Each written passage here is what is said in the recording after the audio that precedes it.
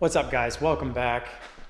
Back in the shop space today and trying to get momentum back on the Polo. Time is getting tight and I feel like, a lot's happened on the car. I've really been meticulously putting all of the little detailed components together.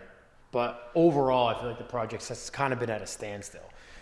But a few updates today. Heard from Jason at Rotiform. Got a photo of the wheels, which is huge. I can't thank those guys enough for one, coming on board with this project, but two, getting some wheels done in such a tight window of time to get this thing done. And two, I heard from my good friend Steve, who has the bumpers, and the bumpers are done. So I'm hopefully going to be meeting up with him tomorrow for the bumpers.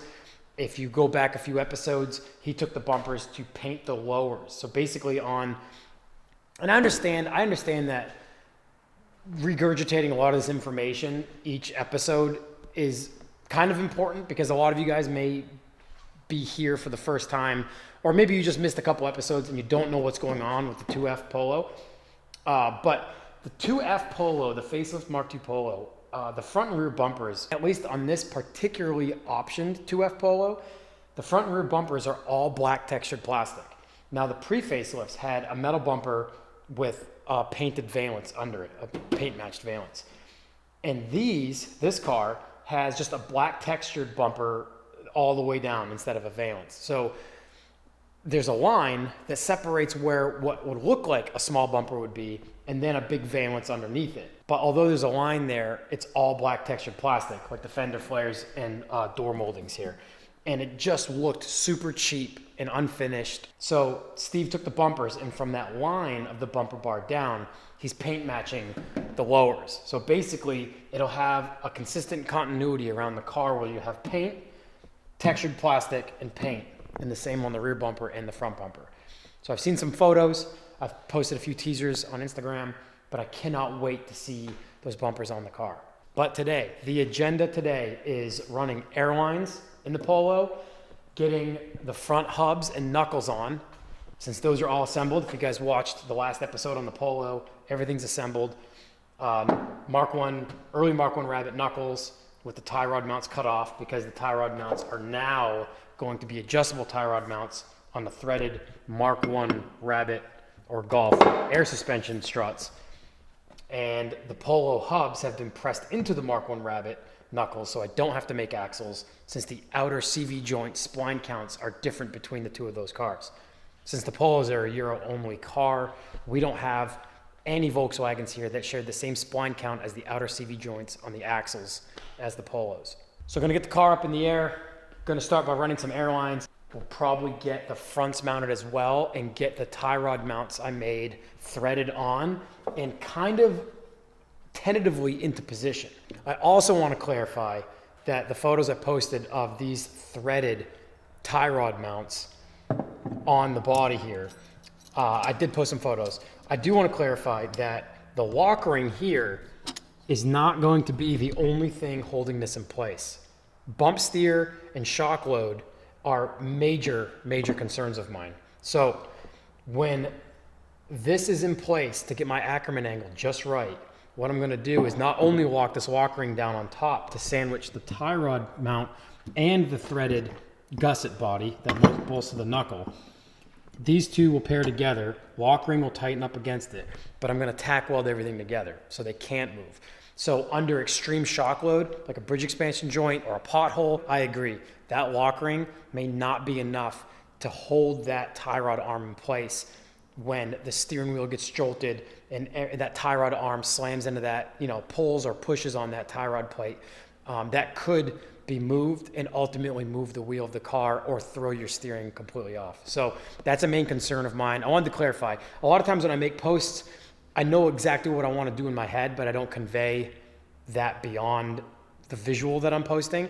And so I forget that a lot of times it may put out a different thought process than what I actually have. So I wanted to clarify that. I do have safety number one in mind with this car. Want to also give a huge shout out to my friend Steve Paris from Wales, who has helped me accumulate and ship a lot of the European specific maintenance parts for the Polo.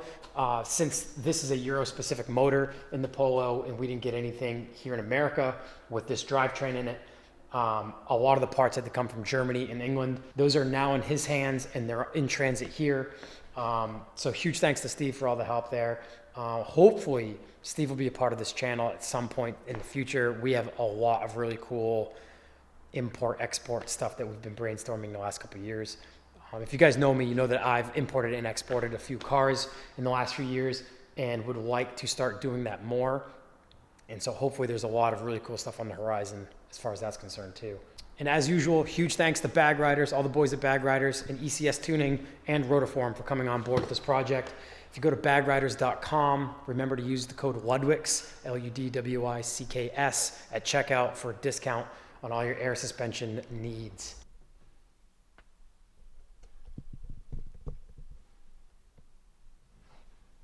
All right, so before I ran the airlines, I forgot that I really wanted to get the rear interior cards in and then get the backrest of the rear seat in, which had to be done in that order. In order to get back the trunk space so I can lay my management out, because I've got some MDF at my house that I want to contour cut to mount the management to. So obviously as I run my airline, I'm going to be possibly drilling holes. I'm hoping to utilize a few OEM holes that have grommets already to bring my airlines up into this trunk space. So I kind of wanted to get a tentative layout as to where things might go before I decide where I'm putting airlines down through to ultimately go to the bags. So now that that's done, I'm going to start running the airline. And I may have mentioned this before, but I'm running 1/4-inch airline. I've run 3/8 in cars before, like older cars, and it's too fast, too aggressive. All right, so it's the next day. I got a bunch of other things done in the laser shop, but I just got the front strut assemblies like assembled, not finish assembled, but got the tie rod arms threaded on, got the lower dropouts threaded on, got the knuckles and hubs over the ball joint on a control arm, got them in the car, because I had a feeling that I may have missed a measurement. And before I run airlines and spend the evening finishing up a lot of the tedious, meticulous stuff of the air suspension, I wanted to make sure I got these in the car and got a look at my Ackerman angle and my toe with the adjustable arms before I went too deep in case I needed to redo a lot of that stuff. And I'm glad I did, and here's why. So what I didn't take into account, and I knew this measurement mattered, but I didn't actually measure the original Polo strut assembly, where the hub mounted in relation to where the strut body is, the depth of that measurement from the face of the hub where the wheel actually mounts, how far back the strut assembly is, the strut tube itself, and where the tie rod arm comes off of that. So, as you can see here, I know it's a little dark, the steering arm is almost at a 90-degree angle right now to the dropouts, and that's not where you want it. Technically, for a proper Ackerman angle, you really want that tie rod arm at ride height, pointed to the center of the rear beam. So when you turn corners, an inside corner or outside corner, each tie rod arm is moving accordingly. So what I'm aiming for is, and this is why I built this out of the threaded body so I could adjust this. On the Fox and on the Derby, I kind of just winged it and it worked out. But with this one, I wanted to be like super meticulous to get everything right. So what I'm doing is, as you can see, this is a 90-degree angle right now, and it's not pointed towards the center of the rear of the car. And it was the same on the other side. So what I've realized is the distance from the Polo hub now to the Mark 1 setup, now that this knuckle bends back really far, and then these dropouts are super deep, and then the strut body is even farther back, that whole assembly is farther back by a few inches than the strut tube of the Polo assembly, the OEM setup. And I made the toe arms the same length as the OEM arms because I was assuming this strut body was going to be in the same location as the Polo one, which it's not. Now, I knew that measurement may be off, but I never took that actual measurement. I figured with the threaded adjustable tie rod arm, I was going to be able to account for that and like offset it. But it's so far different measurement wise that I can't, because now I've got a 90-degree angle from the mounting of the hub to the steering arm. My Ackerman angle isn't lined up, and the bump steer will more than likely be pretty tedious and pretty aggressive on this car. So what I'm gonna do, and this is why I did this, this is another reason why I decided not to drive the car. That's another bit of news. I'm gonna trailer the car to Helen. I'm just gonna do that. A lot of the maintenance parts that I'm waiting on for the car still haven't left England yet, and I don't know how long it's gonna take to get here. So the car is capable of running as it is, but if I was gonna be driving it, I wanted to redo everything. All the ignition, fuel system, redo everything. So I'm gonna be trailering it down to ensure that we get there and we can enjoy Helen and not put too much wear and tear on the car before I give it away to one of you guys. So that being said, this hurdle is a hurdle, but I think I figured it out. So I don't know why, but on the Airlift Mark 1 strut assemblies, this dropout here, from where it mounts to the strut tube, these mount holes are so far out away from the strut body. Now I don't have a Mark 1 OEM strut assembly here to compare measurements as to how far off the dropouts for the knuckle are on the OEM one compared to this one. But what I'm gonna do is there's more than enough room in here between where the bolts go through to mount to the knuckle and where the body is inside here is a ton of space. So I'm going to cut this little gusset off and replate this so this bottom hole can sit in farther and move these mount holes in closer to get my offset of my strut body to where it mounts to the knuckle closer to the OEM location of the Polo. This is all super redundant information for anyone watching who will never bag a Polo, but these are some of the hurdles that you got to kind of write down, or some of the hurdles that you have to overcome when you're doing this. So the offset of where the hub actually sits to where the tie rod arm mounts on this conversion setup is significantly different than the Polo. So I'm writing down all of these notes. I'm gonna do all that fabrication and modification at my father's shop, just because that's more set up for metalworking there than here at my shop. So I'm taking those notes down, and that will be a next episode, or another episode. I don't know about the next one. So for the remainder of this episode, I am going to continue running my airline, getting things sorted out in the trunk now that I've wired the car for the management system. Steve is actually on his way over here in just under an hour with the bumpers too. So you guys will get a sneak peek at the bumpers painted, not on the car. I'm gonna wait to get them on the car. I'm gonna clean up the valence and stuff and just wait till I'm done underneath the car before I put the bumpers back on. But Steve's bringing the bumpers by. Super excited to see those painted and done. And that'll be that for this episode.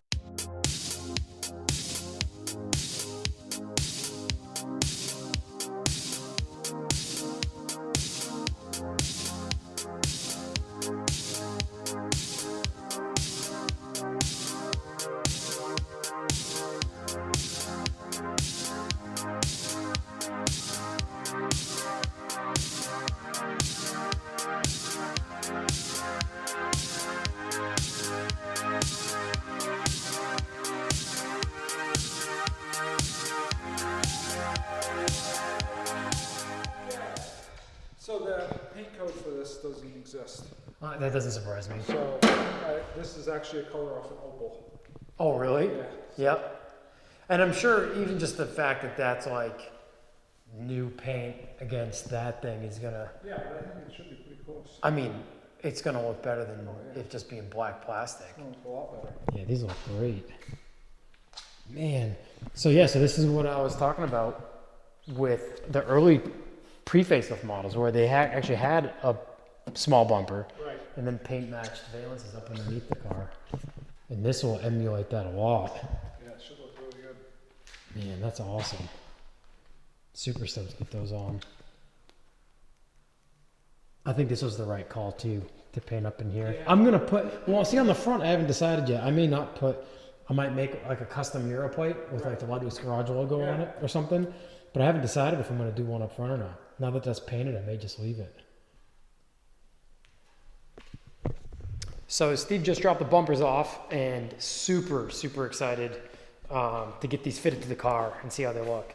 It looks like they might be a little darker than the paint on the car, but basically he was going off of the fuel door with a camera. The paint code for this Volkswagen color wasn't coming up with what he had to work with. So they might be a smidgen darker. I mean, maybe in bright sunlight. Yeah, I think they're gonna look great on the car, even if the shade isn't a perfect match. But they're gonna look way better on the car, painted, having the lowers painted, than they did on the car with just being black textured plastic. All right, guys, that's gonna do it for this episode. I've got all the airlines run.